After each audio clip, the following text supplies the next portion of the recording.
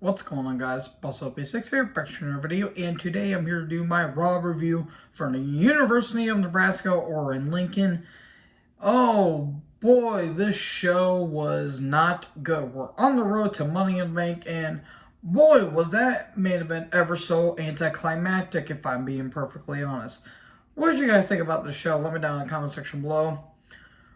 There was a rest in peace Tim White video graphic. Tim White is no longer with us. He sadly passed away yesterday on Father's Day. Real shame. Tim White's one of my favorite referees of all time.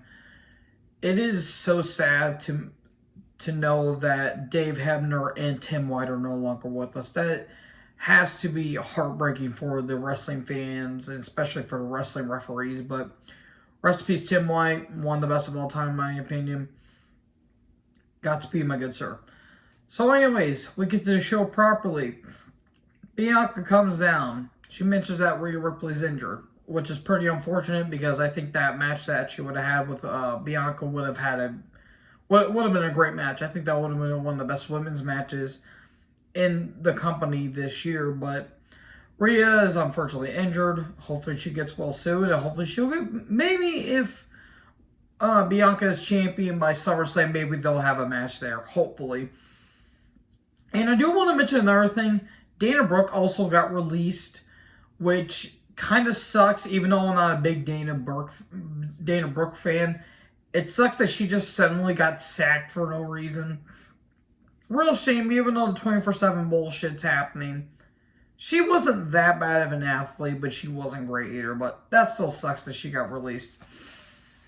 So, in replacement for Rhea, we're having a 5-way with the women. Oh my. Oh boy, it's going to be Liv Morgan, Becky Lynch, Asuka, Alexa Bliss, and Carmella. Yay. Anyways, Becky comes down, and she's talking about how she never got a one-on-one rematch, which is true. She never got a rematch. And Asuka comes down, does her stupid Becky wah stuff. The stuff they give for Asuka is so scripted and it's so stupid. Liv comes down. Hot damn, Liv looked great tonight.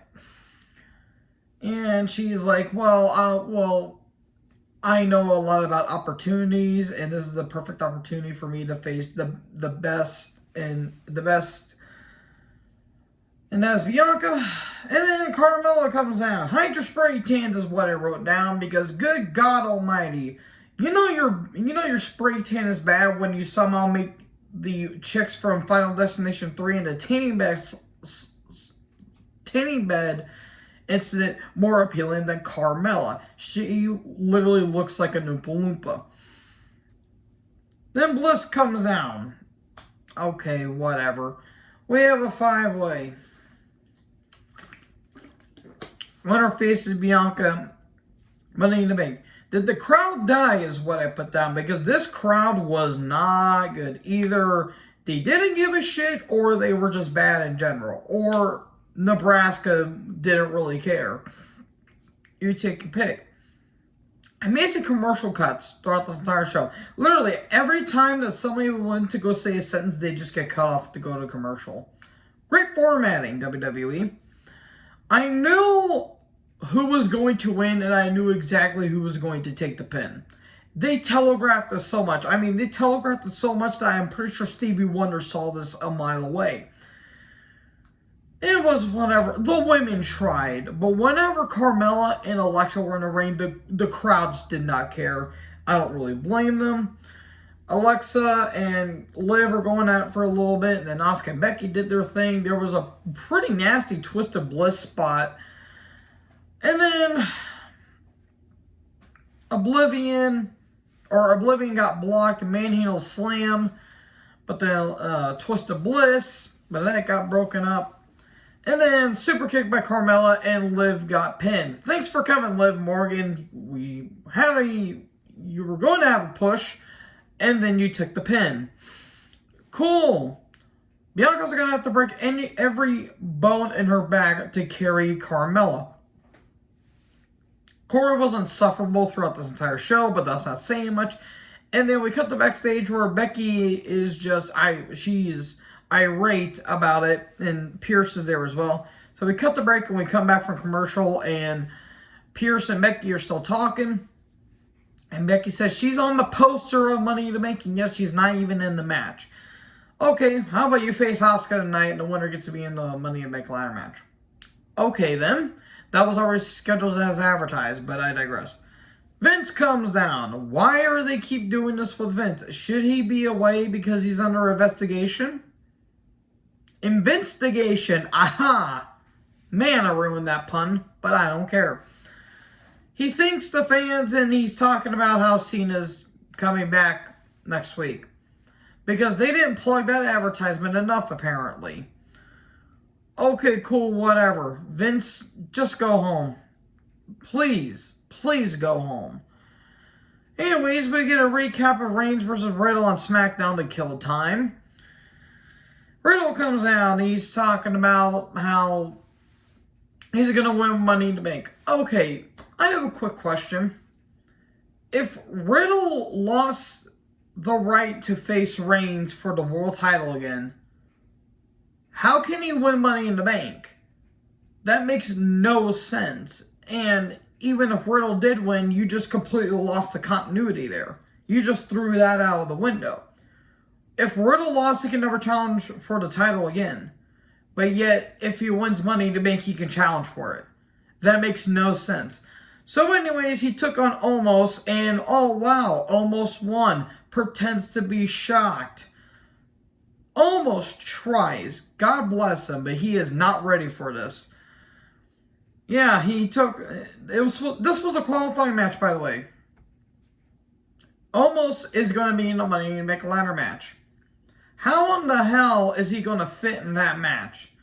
Even the Great Khali was never in the Money to Make ladder match. Yes, I understand you have to have your big guys in the ladder matches, but Kane and Big Show at least benefited somehow. This doesn't work for Omos. It really does not. Anyways, Seth was watching backstage. Omos won. I pretend to be shocked. And Seth comes out because earlier Riddle mentioned about, Seth attacking Cody. I forgot to mention that because I didn't care. I wrote down that Seth skinned the Pink Panther for that jacket.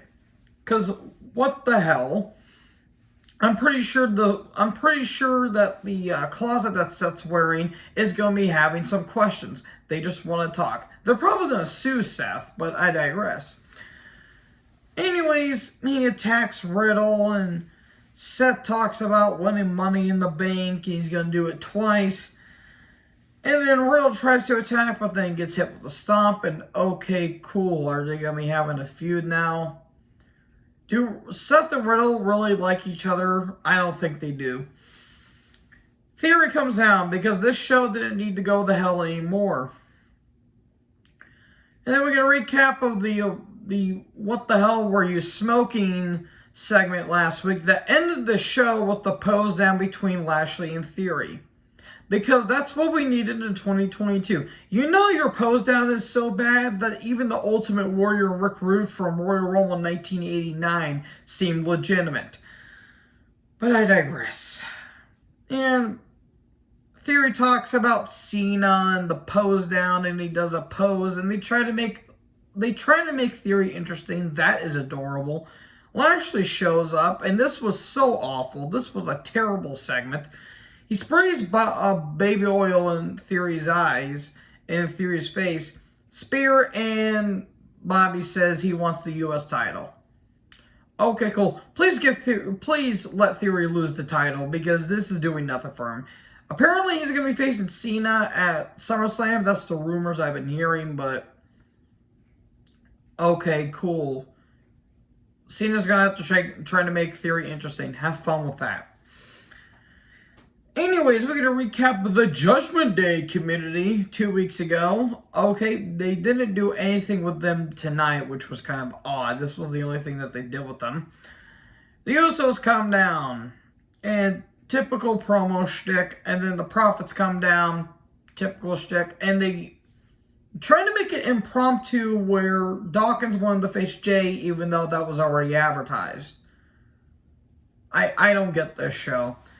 Dawkins took on Jay. It was same as it was, same as it always will be. Anyways, Dawkins hits with the high-low, 1, 2, 3, and Dawkins wins. Cool. It's to set up their match at Money in the Bank. And then Elias is backstage, and Ezekiel shows up. Who is this for? This is doing nothing for anyone. Elias concert. Okay, cool. It's Elias. It's obviously someone in a beard. And then no one shows up. He's not believing it. And Ezekiel is on screen. This is terrible. This is a terrible storyline. Owens is trying his heart out, but this is doing nothing for him. And Owens throws a guitar because Elias keeps calling him a loser. And then a high knee, guitar to the back of Owens, and there you go. And then Owens is backstage, and Kevin Patrick shows up, and he says, I don't care if it's Elias, Ezekiel, or Elroy. Maybe they have a third brother, who knows. And then Ezekiel shows up, and he says, well, you may be onto something. And Owens is going insane. This is so stupid. Stupid storyline. And then Lashley comes out. He's having a gauntlet match. He took on Chad Gable. Man, on paper this could have been a great match, but no, it was just an okay match at best. I mean, there was a good ankle lock by Gable, and Lashley really sold it, but in the end, hurt lock, and there you go, Bobby wins. And then Otis attacks him, and then it's Otis versus Bobby. Not good. Really wasn't that good. Otis tries, but he's not really that interesting because he was too busy built as a comedy character, and now he's trying to be interesting. Okay, have fun with that. And then Spear, Gable interferes, and there you go, to DQ, and Lashley wins. Theory comes down. What? Theory's the last one? I'm shocked. He tries to have a personality that's adorable, but I will give this match credit. This does have a really cool counter where Theory goes for the A-Town down, but Lashley counters it into a cradle, and Lashley wins. Okay, that was actually pretty innovative. I do have a question, though. You give Lashley a gauntlet match, and if he won, he would face Theory for the U.S. title. Lashley wins. Didn't you do the same thing a month earlier with Ali, but yet Ali managed to lose almost every match he was in? Okay, that is completely ass backwards and proved that WWE doesn't know what the hell that they're doing. But I digress. Okay, Lashley's going to be facing Theory for the U.S. title at Money in the Bank. Okay, cool. We're going to recap with the 5-way because we didn't suffer through this show enough. Bianca's backstage, and then she gets attacked by Carmella. They try to give Carmella personality. That is adorable. Miz comes down because apparently this show wasn't hated much enough. Miz TV with AJ Styles, and oh my god, please kill me. It was... This was not good. And Styles says Miz has tiny popcorn balls. And okay, then he attacks Miz, and then Ciampa shows up. What's this whole thing with Ciampa that they're doing? I don't understand. I knew as soon as they were going to call Ciampa up to the main roster, they were going to put him on main event and not make him interesting. And look who won the pony, as Jim Cornette would say.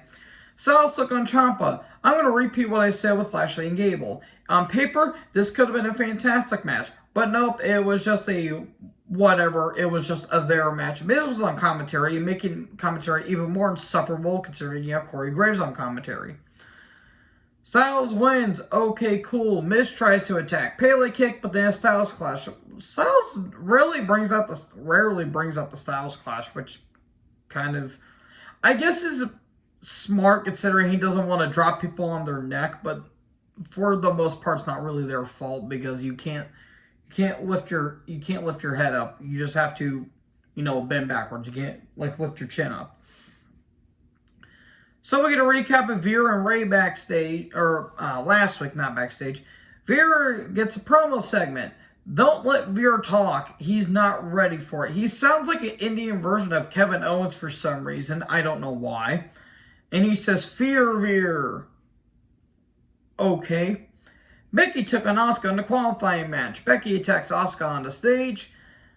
It was an alright match, but the crowd didn't seem really interested that much. We almost got a double count. There was some good stuff. There were some good counters, some good submission spots. Asuka's really great at her craft. Becky is trying her best to heal up as best as she could.